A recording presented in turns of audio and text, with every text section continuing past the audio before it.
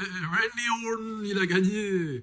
Bon, je fais quand même un petit TikTok avec mon gros crâne. Calvici Rock 02, toujours au poste. Alors, Orton qui prend le Chamber. Bon, là, surtout après l'annonce à la conférence de presse du title shot qu'a obtenu Cody contre McIntyre, l'angle souhaité ici, ça va être un Cody Orton. Donc Cody Orton, déjà businessment parlant, qu'est-ce que ça veut dire? C'est plus vendeur que McIntyre Orton et c'est plus vendeur que Cody McIntyre. Donc Cody Orton a l'air visiblement d'être la trame peut-être la plus grosse autour de ce titre. Les chances pour que Cody remporte le match à SmackDown sont de 99,9%. C'était aussi plus ou moins ce qui était voulu pour le Chamber. Mais du coup, bon, ils ont voulu choisir l'angle Orton qui prend le Chamber et Cody qui gagne le title par la suite. Pourquoi ne pas leur faire gagner directement à Cody?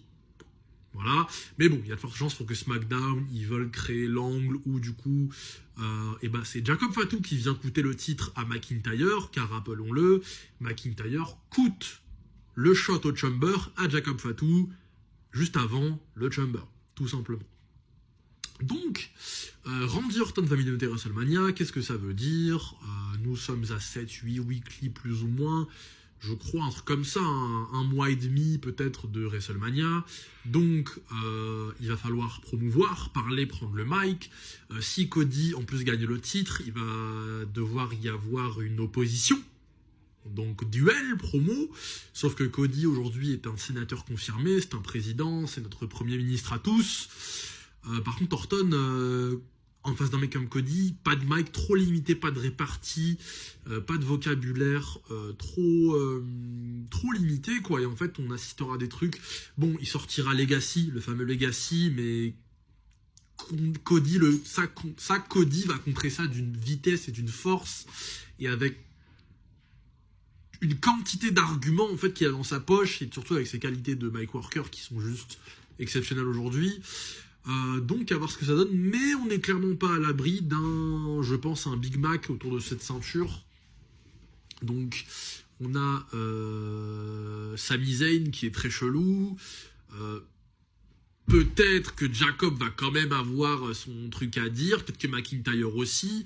Donc en fait, en plus Orton qui gagne le Chamber, Orton, ce qui est cool pour Orton du coup, c'est que lui, il a gagné le Chamber, donc il est safe.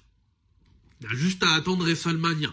Là où Cody, bon, il y a de fortes chances qu'il soit amené à gagner, mais il va avoir cette tâche-là de faire vivre le titre. Dans la mesure où Cody ne gagne pas, il y aura de la triche.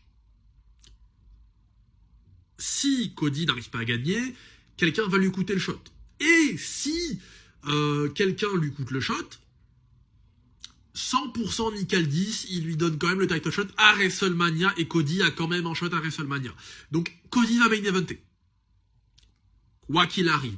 Surtout si c'est Orton qui a pris le Chamber, car le seul moyen de faire en sorte que Orton main event soit une échéance suffisamment puissante pour être digne d'un main event de Mania, soit qu'il y ait du sens et...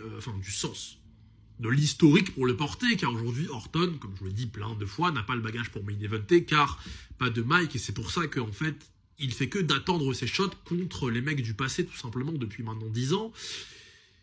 Et c'est pour ça que Cody va prendre le titre, tout simplement. Sinon, ils n'auraient pas donné le Chamber à Orton.